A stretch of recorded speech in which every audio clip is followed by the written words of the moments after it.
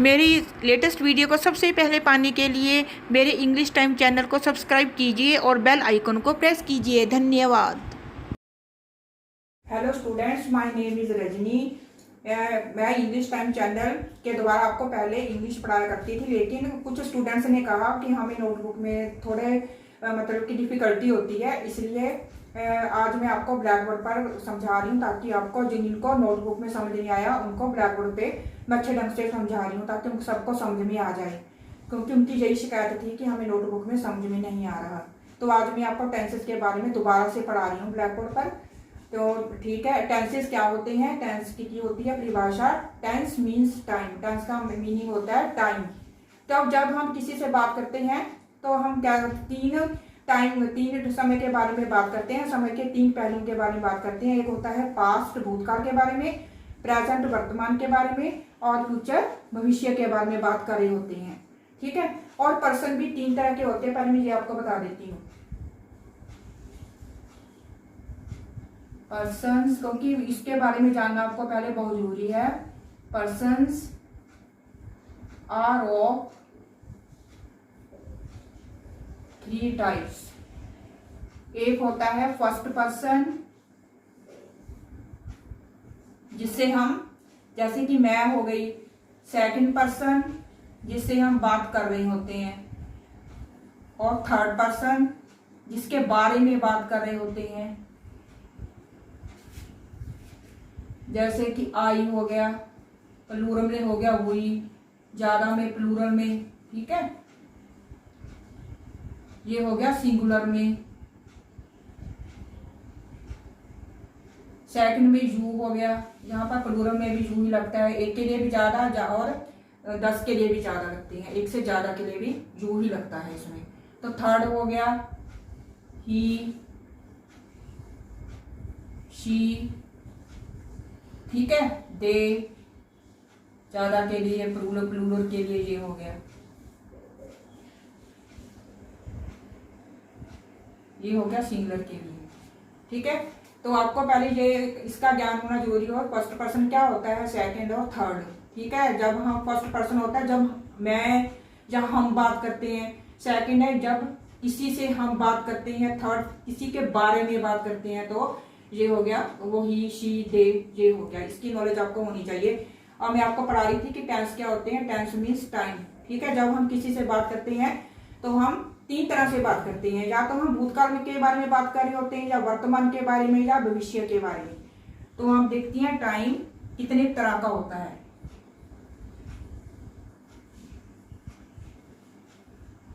Time is of three types. ठीक है, पहला हो गया पास्ट,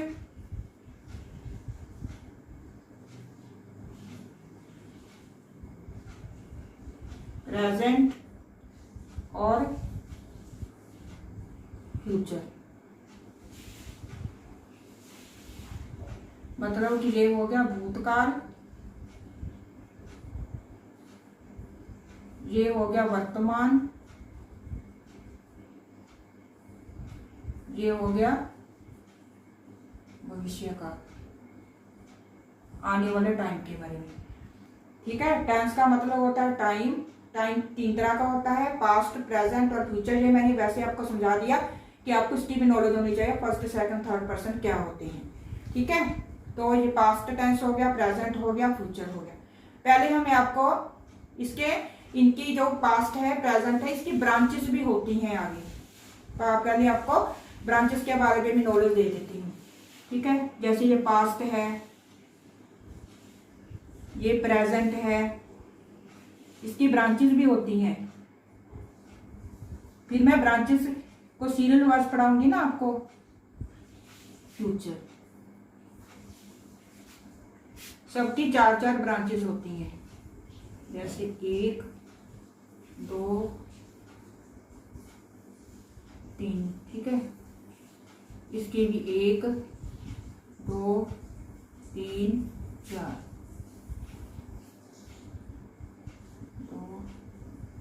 और कौन कौन सी होती हैं? पहले हम प्रेजेंट के बारे में लिखते हैं। Present, present indefinite, indefinite tense. फिर हो गया प्रेजेंट का पी लिख दिया मैंने, present continuous, present continuous tense. Present का P R present perfect tense. फिर present perfect continuous tense. Similarly ऐसे भी इधर ही है, ऐसे भी इधर भी ऐसे ही है, present past simple past tense. ठीक है, सिंपल पास्ट टेंस। जैसे इधर था प्रेजेंट कंटिन्यूस, इधर हो जाएगा past continuous, past perfect, past perfect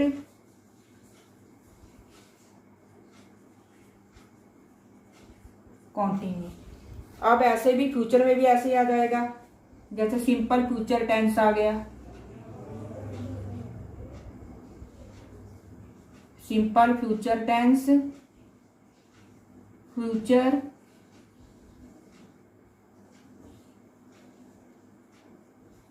future continuous tense, future perfect tense, future perfect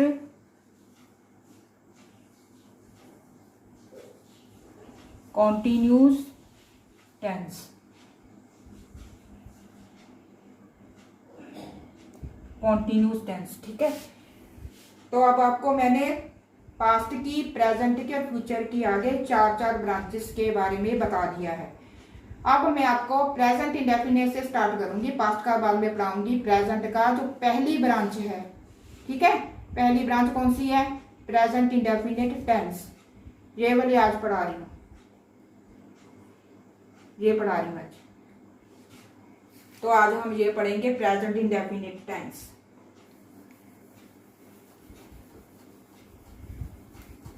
क्योंकि पहले नोटबुक में अच्छे ढंग से आपको नहीं पढ़ाया जाता था और आपको थोड़ी डिफिकल्टी भी होती होगी।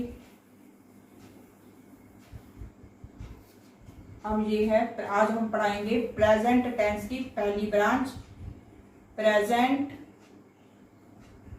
Indefinite tense. ठीक है, इसकी क्या पहचान है? पहले तो हमें इसकी पहचान होना बहुत जरूरी है, नहीं तो हमें कैसे पता चलेगा कि प्रेजेंट इंडेफिनिट है या कॉन्टिन्यूस है या परफेक्ट है। तो जब किसी वाक्य के पीछे, जब किसी वाक्य के पीछे ता, ते, ती शब्दों का प्रयोग हो, उसे हम प्रेजेंट इंडेफिनिट टेंस कहते हैं। जैसे एग्जाम्पल, एक एग्जाम्पल से बता देती हूँ। मोहन पढ़ता है, सीता गाती है।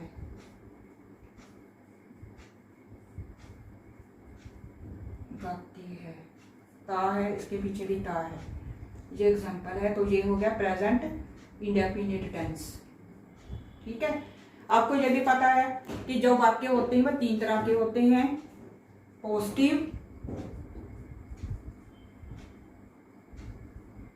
नेगेटिव, हाँ वाले होते हैं जो सिंपल होते हैं।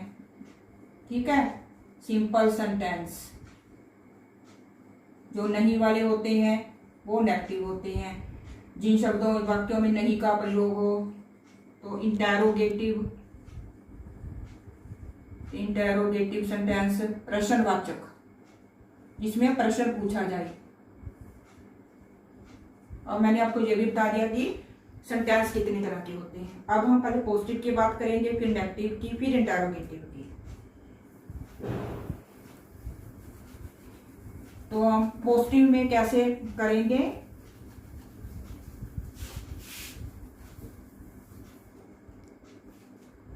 पॉजिटिव सेंटेंसेस इसकी पहले फॉर्मेशन देख लो। इसमें पहले सब्जेक्ट आता है, सब्जेक्ट प्लस वर्ब की पहली फॉर्म और एस, और तो मत लिखो, प्लस कर लो, एस और ई एस। ये लगता है सिंगुलर बंदे के साथ, जो सिंगुलर हो, ठीक है। एस और ई एस प्लस ऑब्जेक्ट, ये है पॉजिटिव सेंटेंस की फॉर्मेशन। पहले सब्जेक्ट, वर्ब की पहली फॉर्म। अगर बंदा अकेला है तो एस और ई एस लगेगा, प्लूरल में नहीं लगेगा। एस और ई एस प्लूरल में नहीं लगेगा।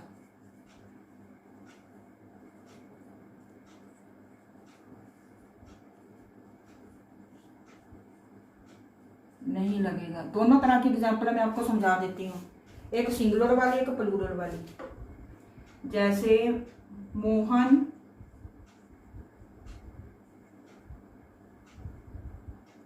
पत्र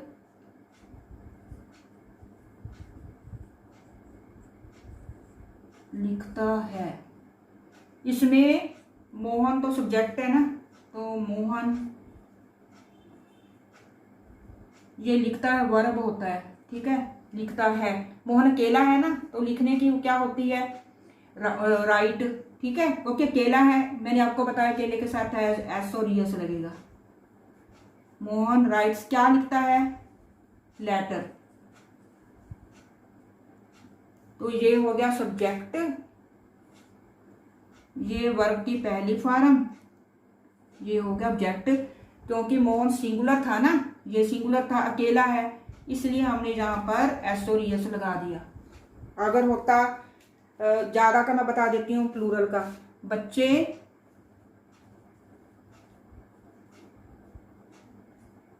फुटबॉल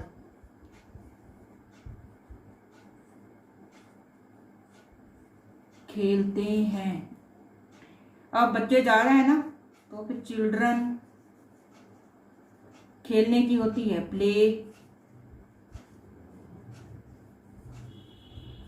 तब फुटबॉल हो गया। ये हो गया ऑब्जेक्ट, वर्ब की पहली फॉर्म, सब्जेक्ट, ये प्लूरल में है, इसलिए हम एस और एस नहीं लगाएंगे, बिल्कुल नहीं लगाएंगे। ध्यान रखना है, बच्चे ज़्यादा है ना, तो हम ना यहाँ पर नहीं लगाएंगे। जहाँ मोहन अकेला था, इसलिए हमने वर्ब के साथ एस और एस लगा दिया। अगर ये होता सीता गाना गाती है, तो सीता सिंग्स अ सॉन्ग गाना था, Sita sings a song. Sita अकेली है, इसलिए गाना गाने की होती सिंग, तो अकेली है, सीता सिंग्स अ सॉन्ग, ठीक है। मैंने एक एग्जाम्पल दे दिया आपको, सिंगुलर का भी दे दिया, मोहन अकेला है, तो ज्यादा का भी दे दिया, ठीक है। ज्यादा में आपने ये नोट करना है, यहाँ पर एस नहीं लगाया हुआ मैंने वर्ब के साथ, ठीक है। यहाँ पर मैंने लगाया हुआ है, क्योंकि फिर आपने ये देखना है, आपको ध्यान में रखना है कि जो पहले सब्जेक्ट आ रहा है वो सिंगुलर आ रहा है या प्लूरल आ रहा है। सिंगुलर है तो वर्ब के साथ एस और ई एस लगा दो, क्योंकि यहाँ पर मैंने एस लगा दिया। मोहन अकेला था, यहाँ बच्चे ज़्यादा हैं, यहाँ पर नहीं लगेगा, ठीक है। ये था पॉजिटिव सेंटेंस, उसकी फॉर्मेशन और उसके एग्जाम्पल। तो अब मैं आपको समझाऊंगी नेगेटिव सेंटेंसेस के बारे में।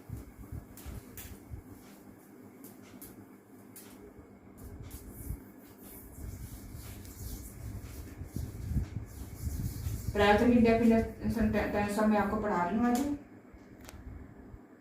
अब है नेगेटिव सेंटेंसेस। इसको बोलने से आपको पता चल जाएगा, इसमें नहीं, जिन वाक्यों में नहीं शब्द का प्रयोग किया जाता है, ठीक है, वो नेगेटिव होते हैं। जिन वाक्यों में नहीं नहीं शब्द का प्रयोग किया जाए वो नेगेटिव सेंटेंसेस होते हैं। तो जैसे अब एग्जाम्पल से आपको समझा देती हूँ ना, इसकी पहले फॉर्मेशन बताऊंगी पहले, क्योंकि फॉर्मेशन से ही आपको ढंग से पता चलेगा। इसमें भी पहले सब्जेक्ट आएगा क्योंकि ये नहीं वाले हैं। इसमें डज नॉट और डू नॉट, बाकी वैसे का वैसे लगाना है वर्ब की पहली फॉर्म और ऑब्जेक्ट। डज नॉट लगेगा सिंगुलर व्यक्ति के साथ, और ये प्लूरल, ये ध्यान में रखना आपने। इसमें एग्जाम्पल है जैसे माँ खाना नहीं बनाती है। नहीं आ गया, नेगेटिव हो गया। तो पहले मदर पहले देखना आपने अकेली है, एक सिंगुलर है तो डज नॉट। फॉर्मेशन से देखना डज नॉट। कुक वर्ब की पहली फॉर्म, ठीक है, वर्ब की पहली फॉर्म ही आएगी इसमें। कुक द फूड, खाना है ना, खाना अपना ऑब्जेक्ट हो गया। ये हो गया सब्जेक्ट।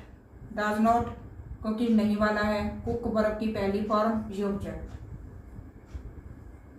ठीक है। अब हम ज्यादा के साथ बना लेते हैं, थोड़ा ज्यादा हो, प्लूरल वर्ड हो। और ये तो था सिंगुलर का, आपको पता चल गया सिंगुलर के साथ डज नॉट ही लगेगा। अब है बच्चे गाना नहीं गाते हैं। अब बच्चे जा रहे हैं, चिल्ड्रन। अब डू नॉट, डज नॉट नहीं लगेगा। Do not sing a song. बच्चे ज्यादा हो गए ना। एक तो ये सब्जेक्ट है, एक ये प्लूरल है, ठीक है। प्लूरल के साथ डू नॉट वर्ब की पहली फॉर्म, और ये हो गया ऑब्जेक्ट, ठीक है। ये सिंगुलर है मदर, तो डज नॉट लगा दिया। जब भी मोहन और सोहन आ जाए, यानी हमेशा चिल्ड्रन ही आएंगे, मोहन और सोहन भी आ सकता है, दे भी हो सकता है, ठीक है।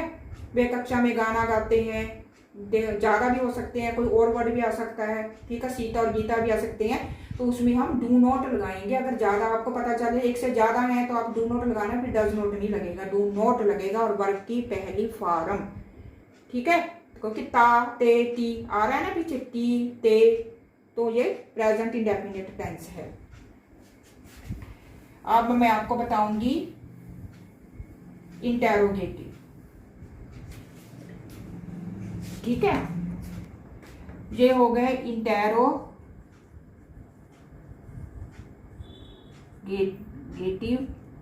सेंटेंसेस,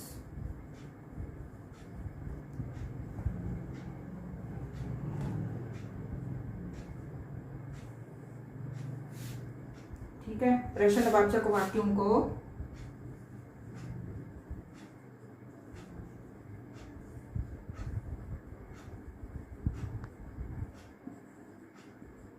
इंटेरोगेटिव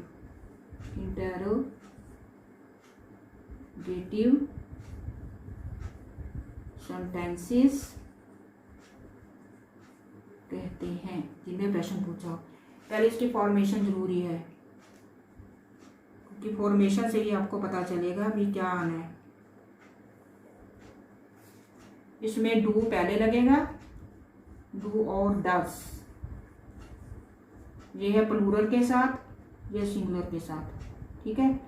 फिर प्लस सब्जेक्ट वर्ब की पहली फॉर्म, फिर ऑब्जेक्ट आएगा। अब हम इसके एग्जांपल लेते हैं।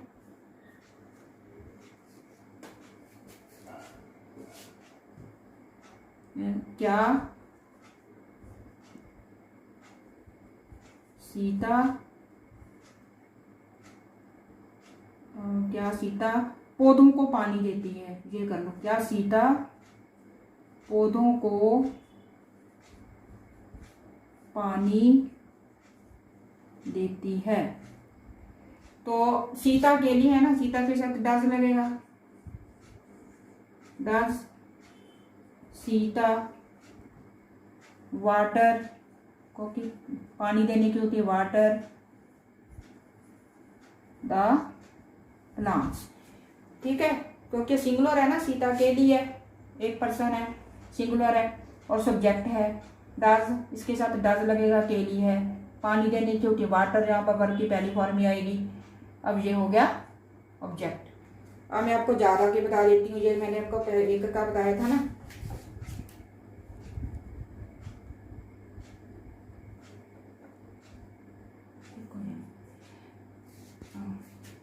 क्या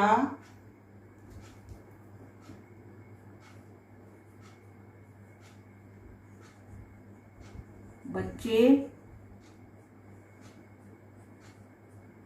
कक्षा में शोर करते हैं। ठीक है, तो अब इसमें क्या है, आपको बच्चे ज्यादा हैं, ठीक है, एक से ज्यादा हैं, तो क्या लगेगा, डू, डू लगेगा यहाँ पर। डू चिल्ड्रन, शोर करने की होती है make a noise in the class. अब आपको क्या फर्क पता चला कि यहाँ पर सीता थी अकेली, सिंगुलर पर्सन, तो डज लगाया था हमने पहले। अब बच्चे हैं ज्यादा, दे भी आ सकता है इसकी जगह पे, ठीक है, तो तब भी हम डू ही लगाएंगे। एक से ज्यादा आपने देखने में, एक से ज्यादा पर्सन है तो डू लगेगा यहाँ पर। चिल्ड्रन सब्जेक्ट, ठीक है, मेक अ नॉइस होता है शोर करना, मेक अ नॉइस ये हो गया वर्ब की पहली फॉर्म, ये शोर करना होता है इन द क्लास।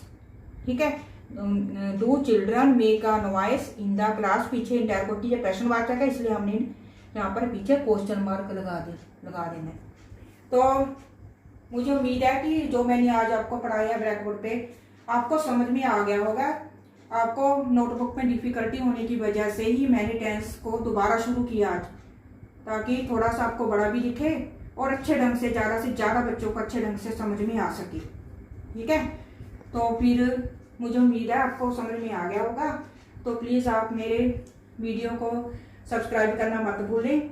तो आपका बहुत बहुत धन्यवाद। तो आपकी सेहत अच्छी रहे। God bless you. Thank you.